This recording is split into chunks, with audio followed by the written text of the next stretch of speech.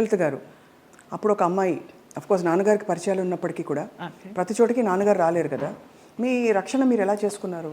చుట్టూ ఉంటే మగ ప్రపంచం, అండ్ మగ ప్రపంచం వచ్చి మిమ్మల్ని పలకరించలేదు, ట్రై చేయలేదంటే ఎవరు నమ్మరు. అవును అవును, అంటే అది జగమెరిగిన సత్యం. అలా అని వాళ్ళని ఏం అండలేదు.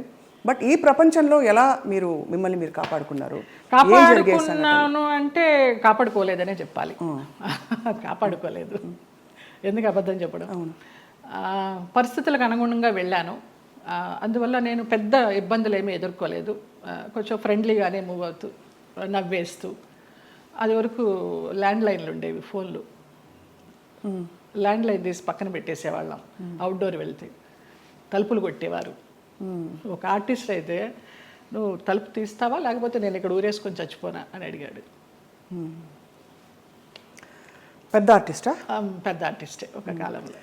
అంటే ఎందుకు అడుగుతున్నానంటేనండి, మరి అది వాళ్ళు ఒక బంధం కోరుకున్నారా మీతో, లేక కేవలం బంధం లేదు, ఏం లేదు. బాగుండేదాన్ని, యంగ్లో ఉన్నాను, మంచి పర్సనాలిటీ, వ్యాంప్ క్యారెక్టర్లు వేస్తున్నాను, కూడా అదే అయి ఉండొచ్చు అనే ఒక అపోహ.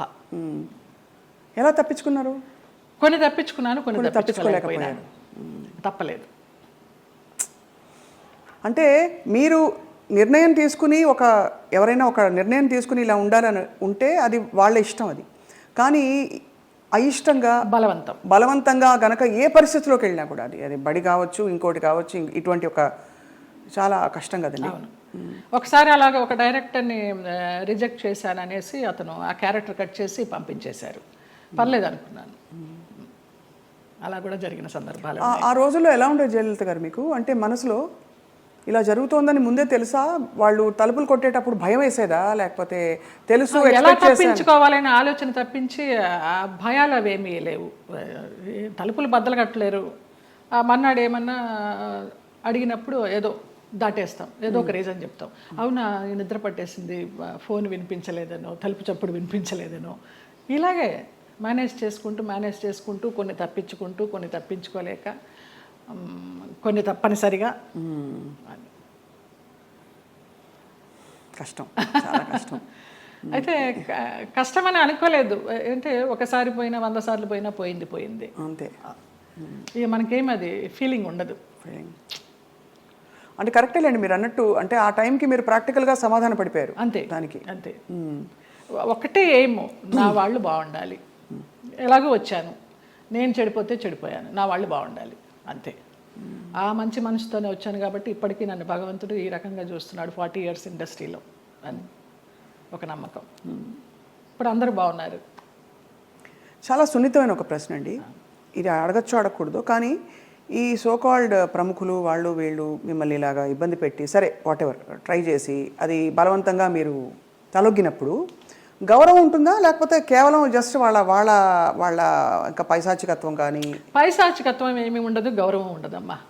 Just matter of fact, need అంతే.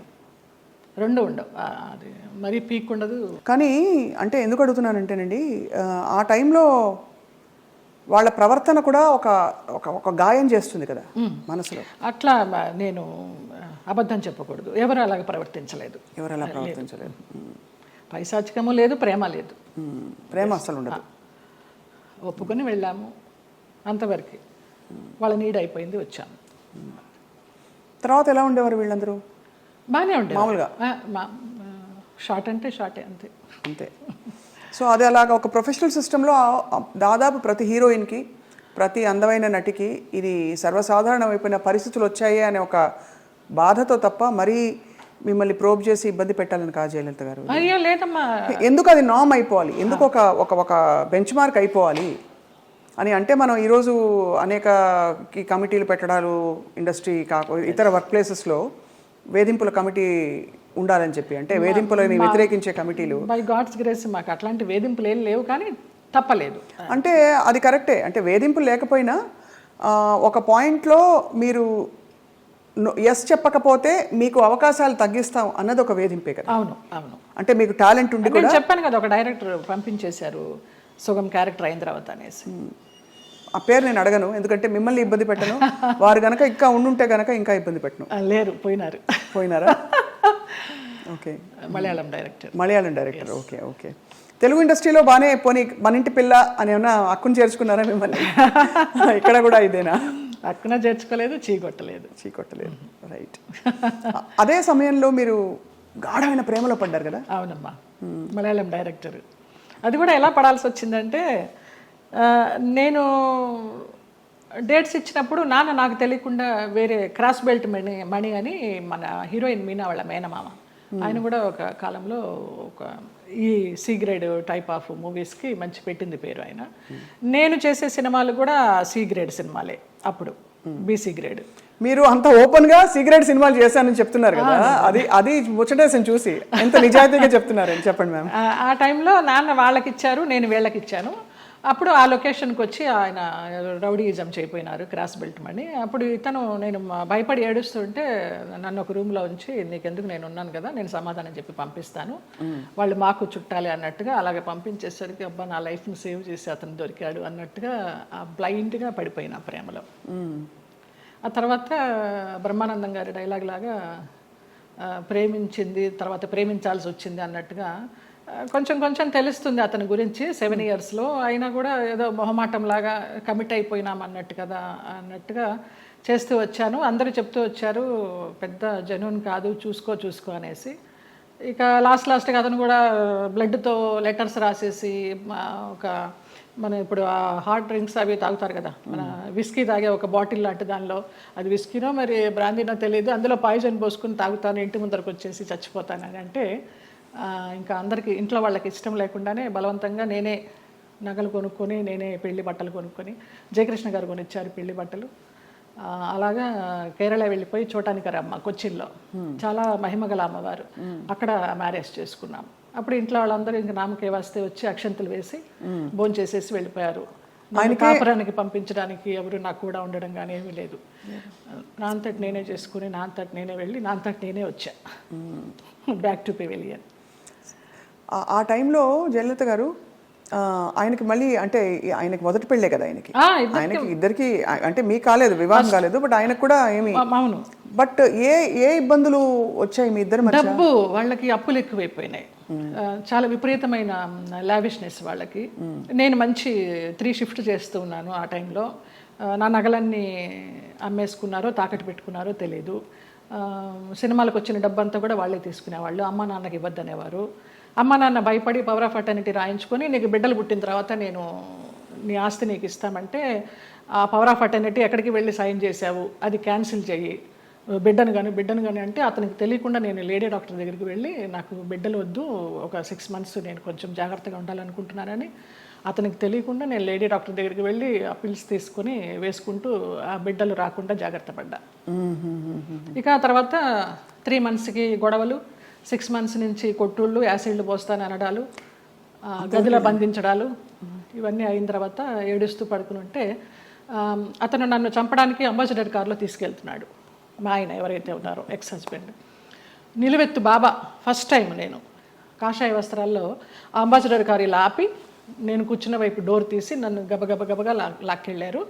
ఆ మన్నాడు పరుచూరు గోపాలకృష్ణ గారు, చలపతిరావు గారు వీళ్ళంతా మన విరుగంబాకం పోలీస్ స్టేషన్కి ఫోన్ చేసి, ఇలాగ మా అమ్మాయి అపాయకరమైన పరిస్థితిలో ఉంది, మీరు వెళ్ళి ఆ అమ్మాయిని బయటికి తీసుకురావాలని చెప్పి అలా ఇంటికి తీసుకొచ్చారు నన్ను.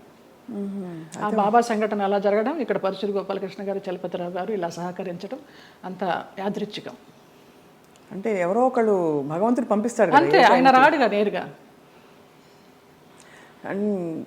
అంటే మనసు పెట్టి మీరు ఇష్టపడి అన్ని వదులుకుని ఎవరు లేకుండా మీరు వెళ్ళి చేసుకున్న పెద్ద స్టేట్మెంట్స్ ఇచ్చేసి కళ్యాణం వచ్చిన ఆగదనేసి అందరూ అనేవారు, దొంగోళ్ళు బట్టి ముఖంలా ఉన్నాడు, ఎలా నచ్చాడు నీకు, ఎలా నమ్మావే అనేసి.